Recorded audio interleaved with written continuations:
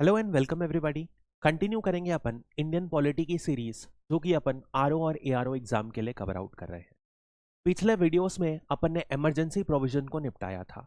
ध्यान रखिएगा, emergency provision से रिलेटेड कुछ क्वेश्चंस आते ही हैं, तो जो लास्ट की 3 स्लाइड्स हैं उन्हें आप जरूर पढ़ के जाइएगा एग्जाम के पॉइंट ऑफ व्यू से, क्योंकि कंफ्यूजिंग होता है। अब अपन ने क्या कर लिया है, इंडिविजुअली स्टेट्स के बारे में पढ़ लिया है, इंडिविजुअली यूनियन के बारे में पढ़ लिया है। बट यदि अपन बात करें तो कभी भी एक कंट्री चलाने के लिए यूनियन यानी कि सेंटर और स्टेट्स अलग अलग काम नहीं करते हैं। ये दोनों काम करते हैं एक यूनाइटेड बीइंग की तरह।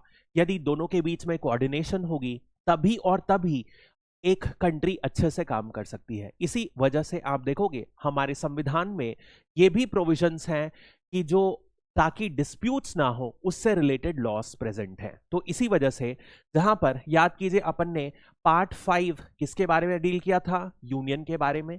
पार्ट 6 अपन ने डील किया था स्टेट्स के बारे में। पार्ट 7 भी स्टेट्स के बारे में था, लेकिन अपन ने बात किया है कि वो रिपेल हो चुका है।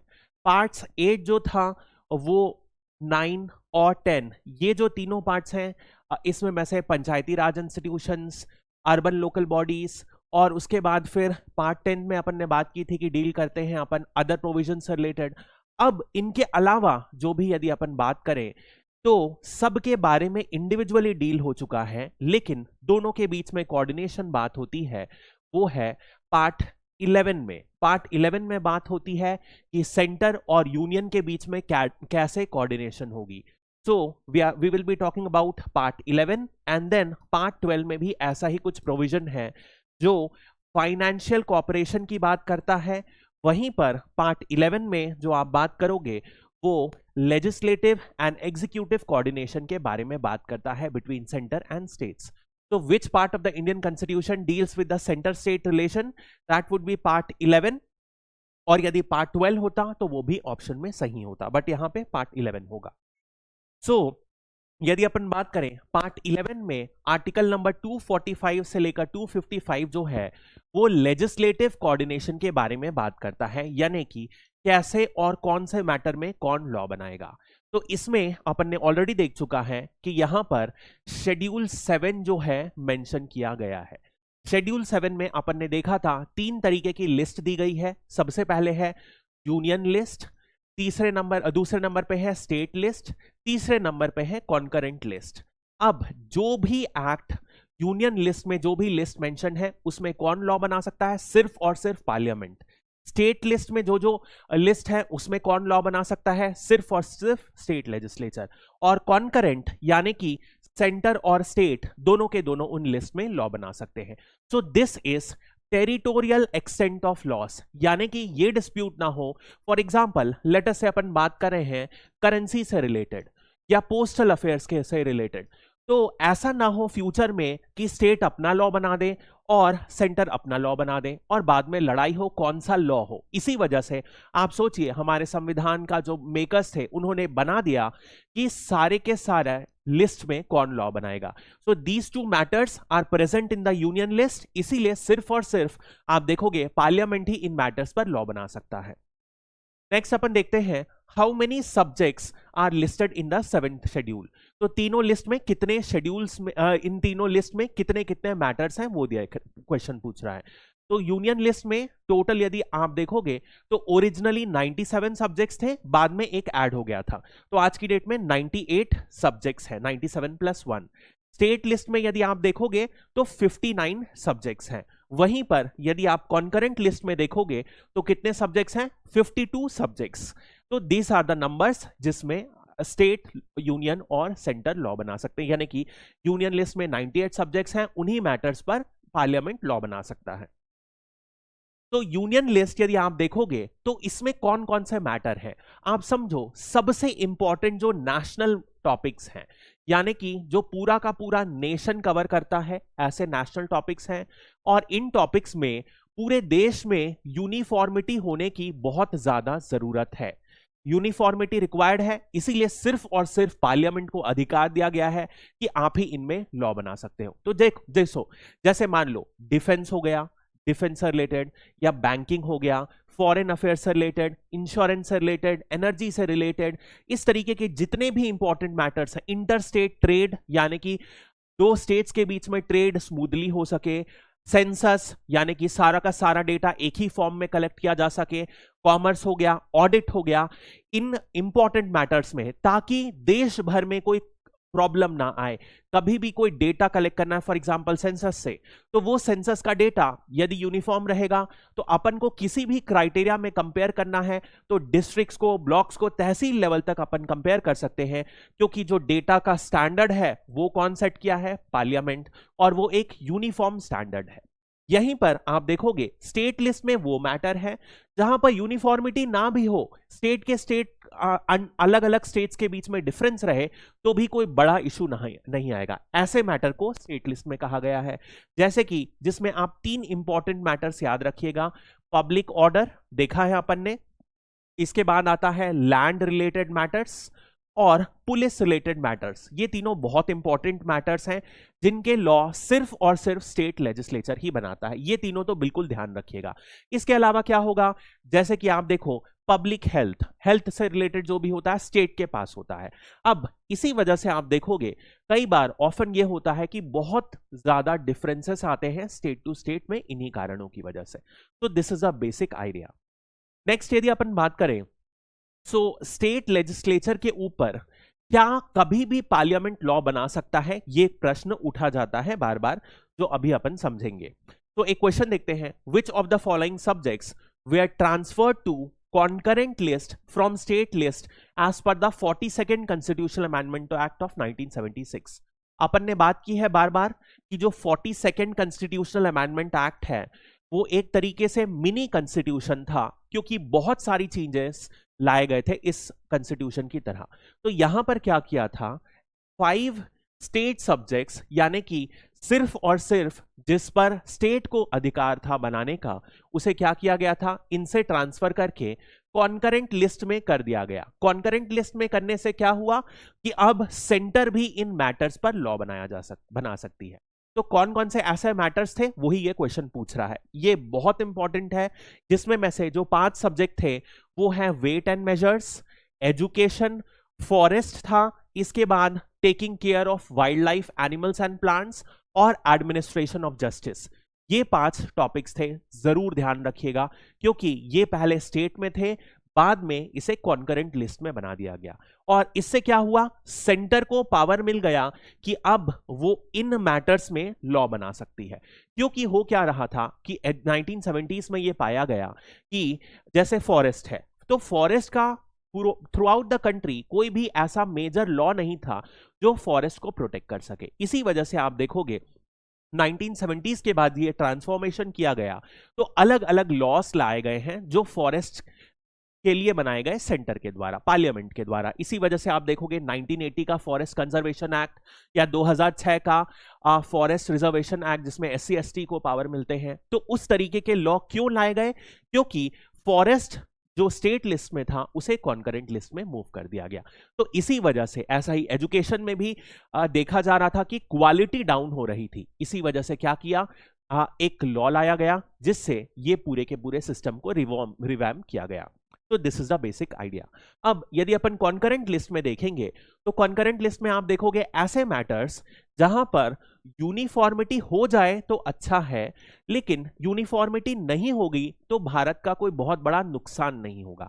ऐसे मैटर को कॉन्करेंट लिस्ट में डाल दिया गया है। तो आप देखोगे जैसे क्रिमिनल लॉ हो गया, हर स्टेट के अलग अलग क्रिमिनल लॉ रहते हैं, लेकिन कई मैटर्स में आप देखोगे यूनिफॉर्म लॉज भी हैं। ऐसे ही सिविल प्रोसीजर, जितने भी लॉस हो गए, मैरिज से रिलेटेड, डिवोर्स से रिलेटेड, इवन पहले अडॉप्शन भी इसी में था, बट आज की डेट में अडॉप्शन का एक यूनिफॉर्म लॉ हो गया है जो जुवेनाइल जस्टिस एक्ट के तहत इंट्रोड्यूस किया गया था।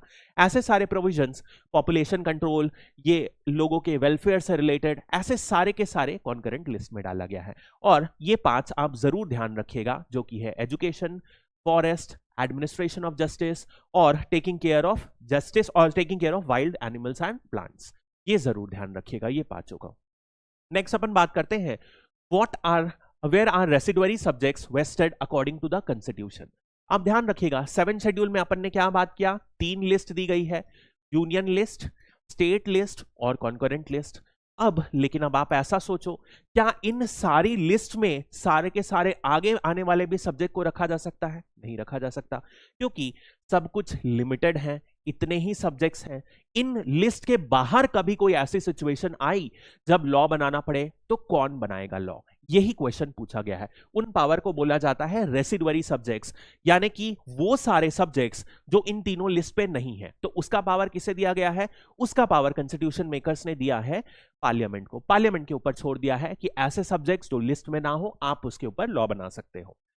सो this is the residuary subjects. Next अपन बात करते हैं what is the order of precedence among the 3 list of the 7 schedule. अब आप समझो, फॉर एग्जांपल जैसे कि अपन बात करते हैं कॉन्करेंट लिस्ट में। कॉन्करेंट लिस्ट में क्या होगा?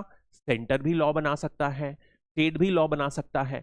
तकलीफ तब आएगी या दुविधा में तब फंसा जाएगा जब सेंटर और स्टेट का कानून अलग अलग बातें बोला, तब उस केस में क्या होगा? तो ये कॉन्स्टिट्यूशन मेकर्स ने, आपने सोचो, उसी समय सोच लिया था 1950 में, जब कॉन्स्टिट्यूशन मेकर अपना काम बना रहे थे, संविधान बना रहे थे। तब उन्होंने क्या सोचा? उन्होंने एक ऑर्डर दिया कि यदि कभी भी कोई कंफ्लिक्ट होती है तो किस तरीके से डिसाइड करना है। हमेशा और हमेशा यूनियन का जो लॉ है उसे प्रायोरिटी दी जाएगी कंपेयर टू स्टेट का लॉ। सिमिलरली यूनियन और कॉन्करेंट में भी यूनियन को पावर दिया जाएगा, और स्टेट और सेंटर में, यानी स्टेट और कॉन्करेंट में भी कॉन्करेंट को पावर दिया जाएगा स्टेट। तो ऐसा उन्होंने एक तरीका दे दिया। अब इससे क्या हो गया? कभी भी मान लो एक तरफ स्टेट है और एक तरफ मान लो सेंटर है, दोनों ने अलग लॉ डिफाइन किया, तो किसका होगा? यूनियन का प्रेफरेंस मिलेगा। कॉन्करेंट लिस्ट और स्टेट लिस्ट में, कॉन्करेंट लिस्ट में को ज्यादा पावर मिलेगा। So the union list takes precedence over state list and concurrent list, ये स्टेटमेंट सही है।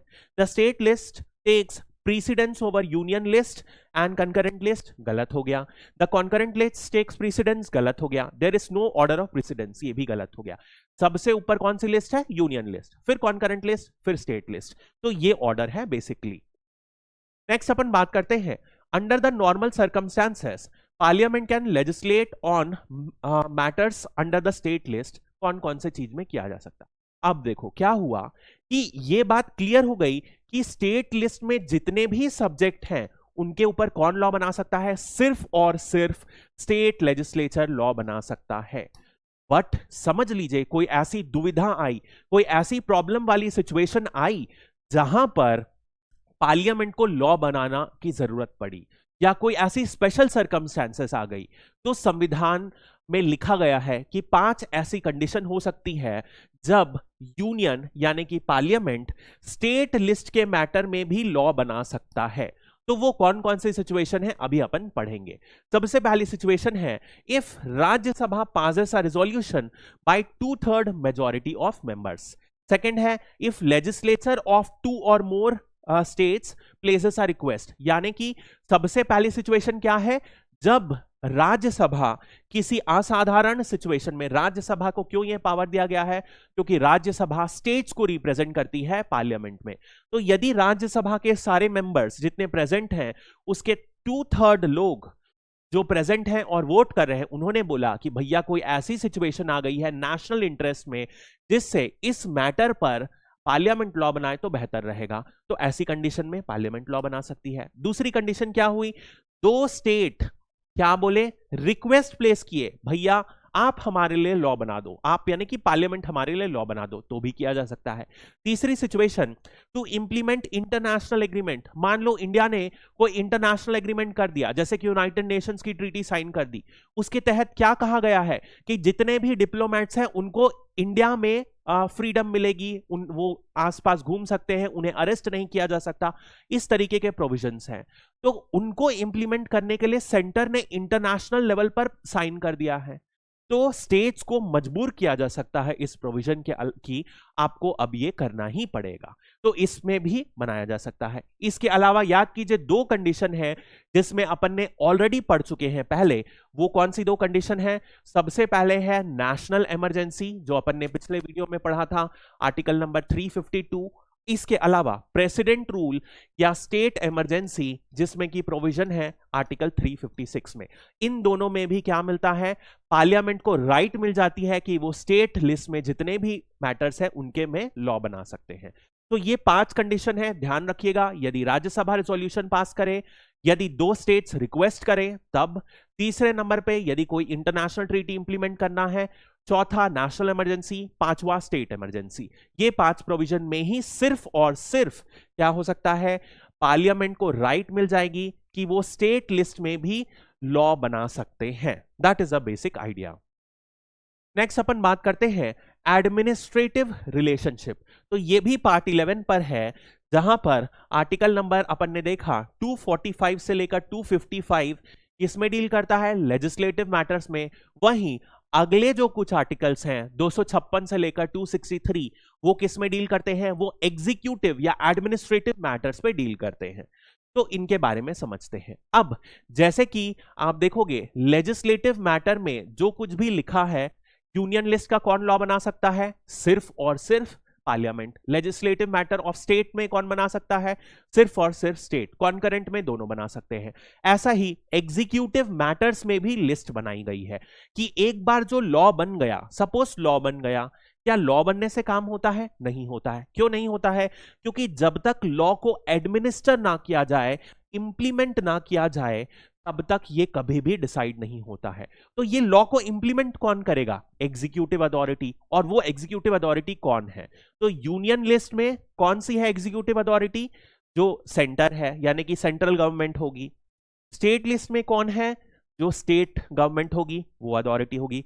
कॉन्करेंट लिस्ट थोड़ा सा अलग है, ध्यान रखिएगा, क्योंकि कॉन्करेंट लिस्ट में अपन ने लॉ के टर्म्स में किसे देखा था, दोनों लॉ बना सकती हैं, सेंटर या स्टेट, लेकिन इंप्लीमेंट तो एक करेंगे। यदि दोनों इंप्लीमेंट बना देंगे बॉडी, तो क्या होगा, कंफ्यूजन होगा। इसी वजह से कॉन्करेंट लिस्ट का जो इंप्लीमेंटिंग अथॉरिटी है वो दी गई है स्टेट।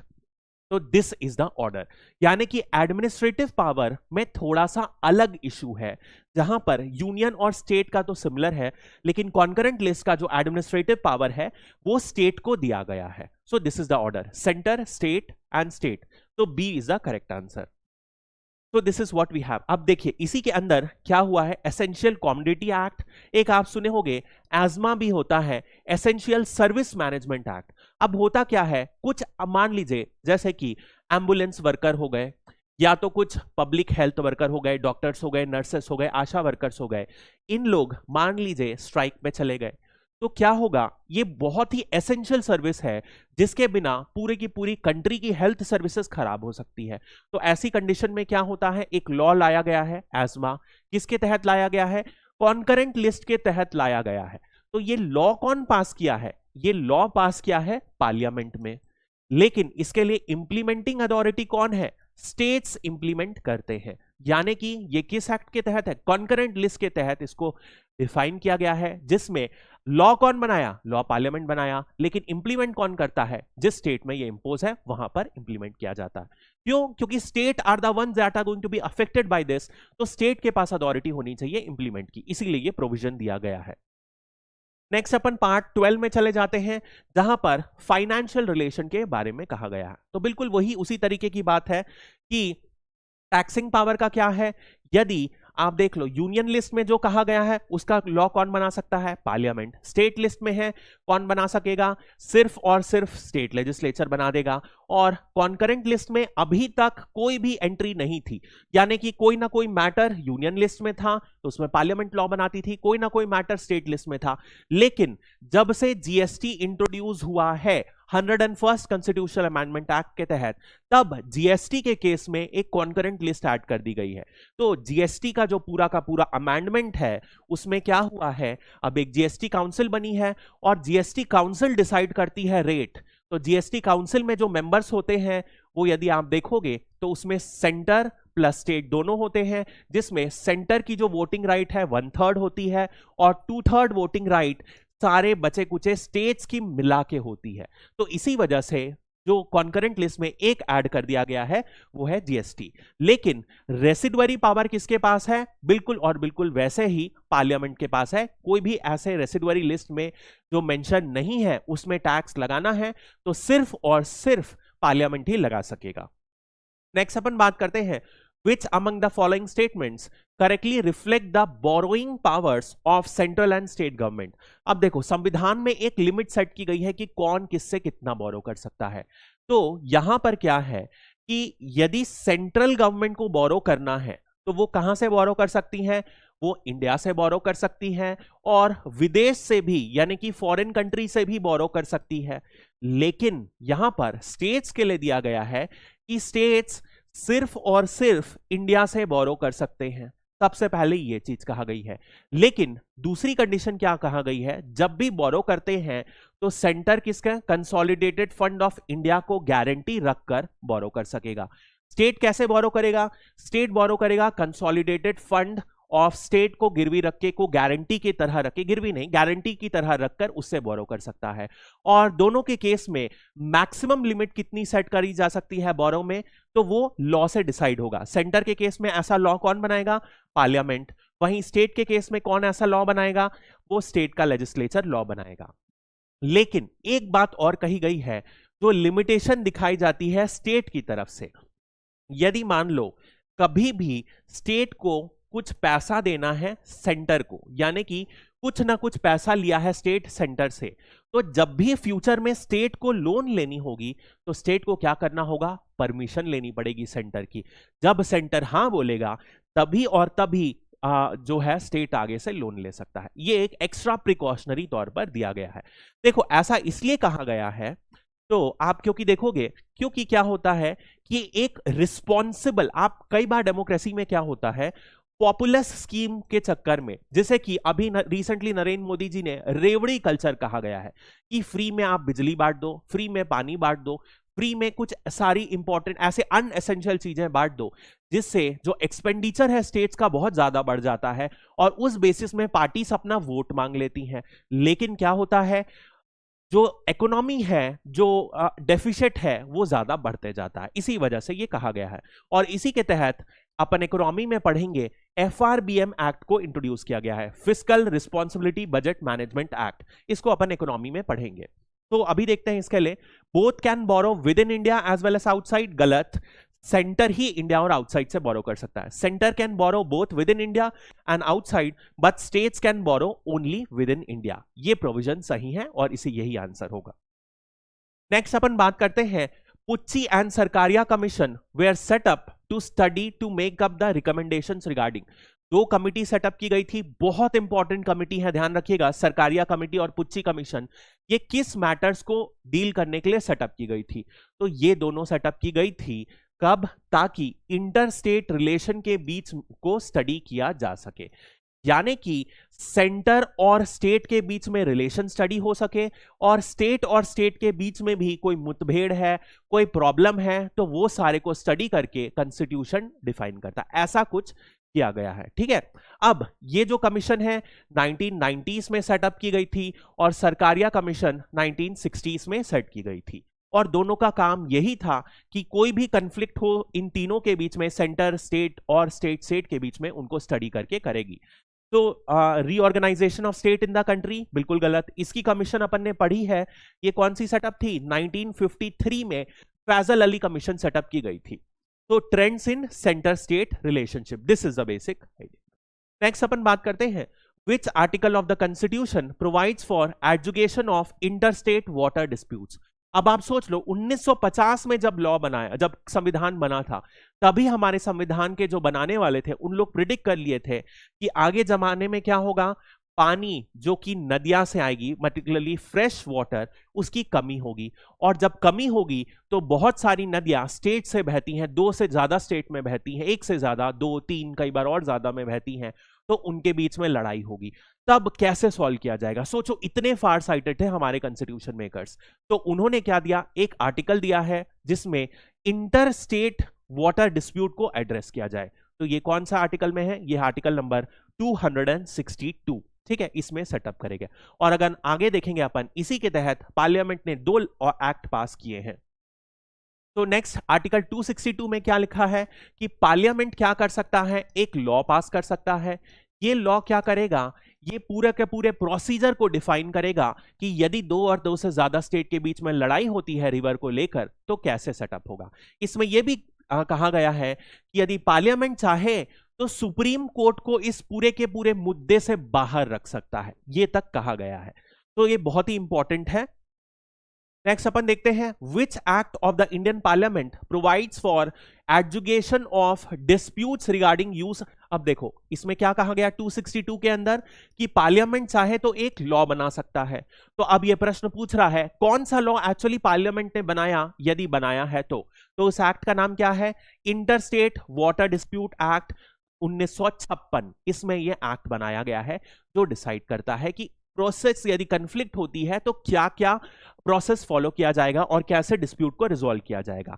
अब रिसेंटली 2019 में इस एक्ट को बहुत हद तक मॉडिफाई किया गया है। बेसिक क्या है इस एक्ट में, यदि कभी डिस्प्यूट होती है तो ट्रिब्यूनल सेटअप किया जाएगा उस डिस्प्यूट से, और इस ट्रिब्यूनल को कौन हेड करेगा, कोई हाई कोर्ट का जज ही हेड करेगा या कोई हायर अथॉरिटी हेड करेगा। उन्होंने एक जजमेंट देंगे और उस जजमेंट से दोनों स्टेट्स बाइंडिंग रहेंगे, जो भी डिस्प्यूट्स में है वो बाइंडिंग रहेंगे। This is the basic.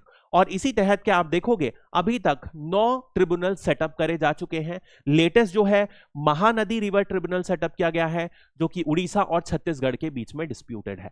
और यदि आप देखोगे इसमें कृष्णा वाटर ट्रिब्यूनल 2 बार सेटअप किया गया है, क्योंकि कई बार ऐसा होता है एक बार जजमेंट दे दिया गया उसके बाद भी ये मैटर सॉल्व नहीं हुआ तो फिर से स्टेट्स अपील करते हैं, ऐसा इशू जो रहता है बेसिकली। ये 9 रिवर्स का नाम ध्यान रख लीजिएगा, 2 बार कृष्णा है, गोदावरी, नर्मदा, रवि, ब्यास, कावेरी, वंजरा, महादई एंड महानदी, ये 9 रिवर्स का नाम ध्यान रखिएगा। नेक्स्ट अपन बात करते हैं, which among the following is not a duty of interstate council. आप देखो हुआ क्या, यहां पर आर्टिकल नंबर 263 में अभी जो मैटर आया है स्टेट और स्टेट, अभी तक जो अपन ने क्या पढ़ा, एक तरफ सेंटर है दूसरी तरफ स्टेट है, इन दोनों के बीच में कोई कलेश ना हो इस वजह से प्रॉपर प्रोविजंस है। अब अपन आ रहे हैं स्टेट और स्टेट के बीच में कलेश ना हो, और यदि होता है तो कैसे उनकी डिस्प्यूट रिजॉल्व की जाएगी। इसके लिए कौन सा आर्टिकल है, अभी अपन ने देखा 262 जो बात कर रहा है इंटरस्टेट रिवर्स के बारे में, और 263 जो की बात कर रहा है किसी भी अदर टाइप के कॉर्पोरेशन की या डिस्प्यूट रिजोल्यूशन की। तो इनका क्या क्या काम है, इंटरस्टेट काउंसिल यानी कि 2 स्टेट्स के जो बीच में है काउंसिल बनेगी, वो क्या करेंगे, मैटर को स्टडी करेंगे, कोई भी डिस्प्यूट होगी तो उनको एड्रेस करने की कोशिश करेंगे। This is the basic idea. तो investigating subjects of common interest, 2 states के बीच में जो कॉमन मुद्दे हो सकते हैं उसे स्टडी करेगा। एडजुकेटिंग डिस्प्यूट्स, यदि कोई डिस्प्यूट है उसे रिजॉल्व करेगा। Making recommendation for better coordination, पूरे के पूरे आसपास के एरिया का कैसे डेवलपमेंट हो सकता है एक से ज्यादा स्टेट का, उसके बारे में ये रिकमेंडेशन लाई करेगा। तो आंसर क्या होगा, approving proposals for creation of all India services, नहीं ये गलत है। ऑल इंडिया की जो सर्विसेज है वो कौन अप्रूव करता है, राज्यसभा अप्रूव करता है, वो है आर्टिकल नंबर 311 के रूप में नई सर्विसेज अप्रूव की जा सकती है। इसी के तहत ऑल इंडिया जुडिशियल सर्विसेज को 42nd कॉन्स्टिट्यूशनल अमेंडमेंट एक्ट ने इंप्लीमेंट लाया था, बट अभी तक वो इनकॉर्पोरेट नहीं हो चुकी है। जो ऑल इंडिया सर्विसेज हैं आज की डेट में सिर्फ और सिर्फ 3 ऑल इंडिया सर्विसेज हैं, IAS, IPS और इंडियन फॉरेस्ट सर्विस, ये 3 होती हैं। फ्यूचर में यदि कोई क्रिएट करना है तो संविधान में लिखा गया है कि राज्यसभा को प्रपोजल इनिशिएट करना पड़ेगा, और दोनों के दोनों जब राज्यसभा उसे पास कर देगी सिर्फ और सिर्फ तभी ऑल इंडिया सर्विसेज इंट्रोड्यूस की जा सकती है। तो ये ऑल इंडिया सर्विसेज का कोई भी रोल नहीं है इंटरस्टेट काउंसिल का।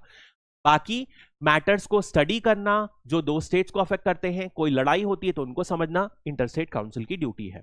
तो this is the basic idea. अब इसी के तहत, इस आर्टिकल के तहत आप देखोगे इंटरस्टेट काउंसिल सेटअप करी जाती है time to time.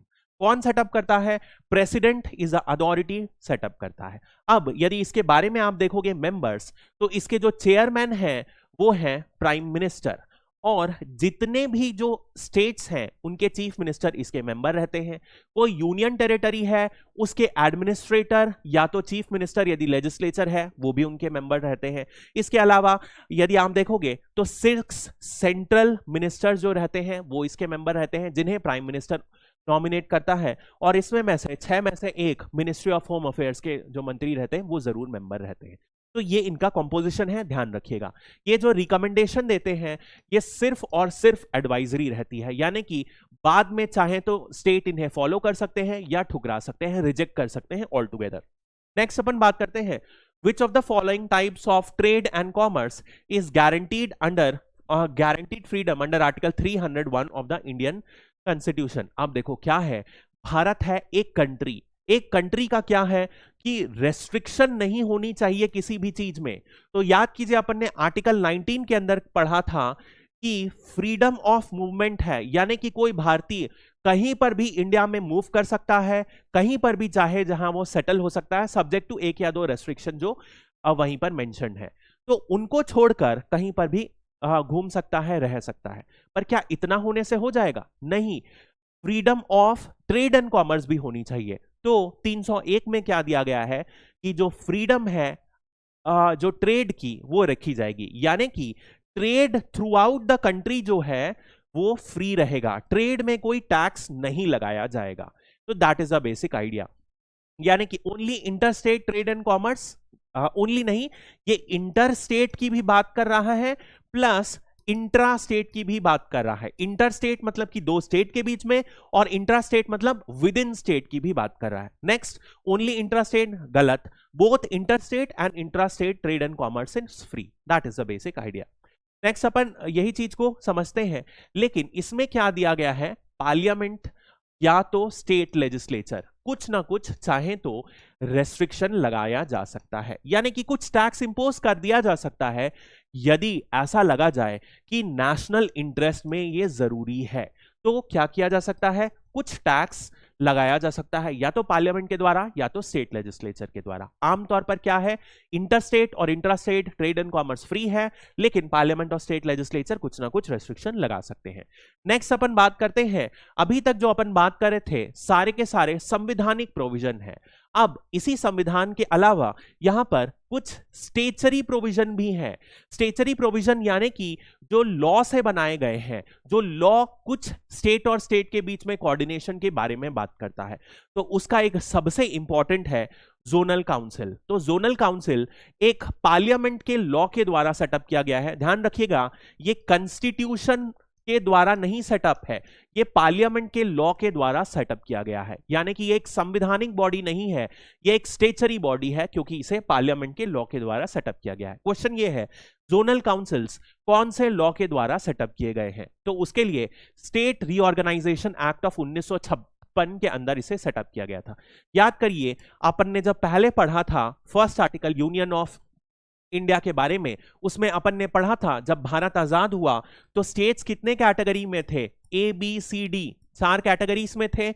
In state को फैजल अली कमीशन ने 1953 में कंस्टिट्यूट हुई थी और उन्होंने कुछ चेंजेस रिकमेंड किए थे, और फिर स्टेट रीऑर्गेनाइजेशन एक्ट हुआ, ये सारे स्टेट्स को अबॉलिश कर गया और सिर्फ स्टेट्स और यूटीज के फॉर्म में एग्जिस्ट करते थे। This was a basic idea, और इसी में यहां पर सेटअप किया गया था कि यदि कभी स्टेट्स के बीच में कोऑर्डिनेशन का इश्यू हो तो क्या होगा, पूरे के पूरे रीजन्स में स्टेट्स की अलग अलग काउंसिल डिवाइड होगी और उससे एक जोन के स्टेट्स आएंगे।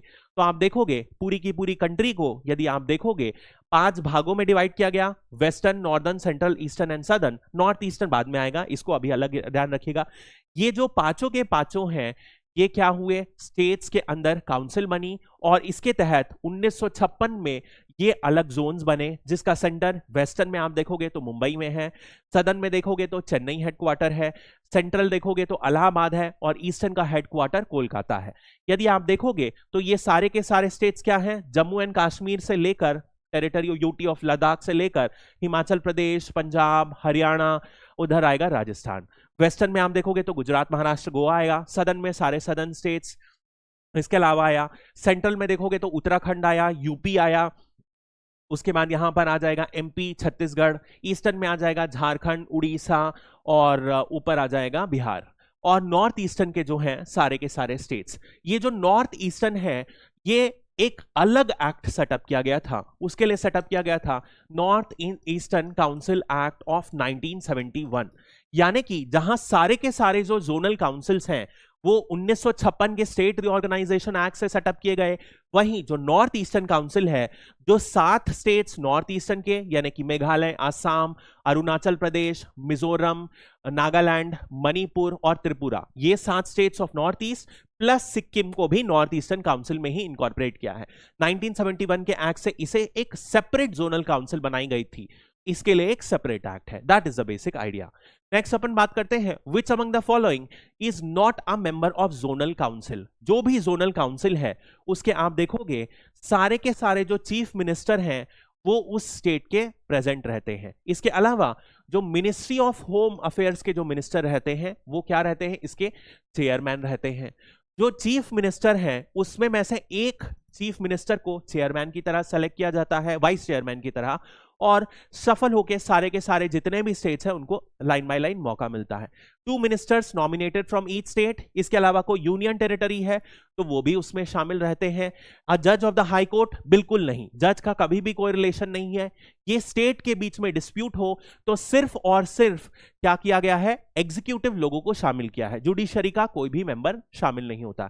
चेयरमैन कौन रहेगा, एमएचए रहेंगे, और चीफ मिनिस्टर वाइस चेयरमैन रहेंगे, और दो मंत्री को अलग से नॉमिनेट किया जाएगा। This is the basic idea. Next अपन बात करते हैं which one of the following statement is true about North Eastern Council? It was created by State Reorganization Act of 1956। बिल्कुल गलत, क्योंकि अपन ने क्या पढ़ा, north eastern council act of 1971, इसके तहत ये सेटअप किया गया था। Unlike other zonal council it's chairman is the chief minister. बिल्कुल ही गलत, इसका चेयरमैन भी मिनिस्ट्री ऑफ होम अफेयर्स के जो हेड रहते हैं मिनिस्टर, वो ही शामिल रहते हैं, तो ये भी गलत है। It formulates a unified regional plan covering matters of uniform importance. बिल्कुल सही बात है, ये स्टेटमेंट सही है।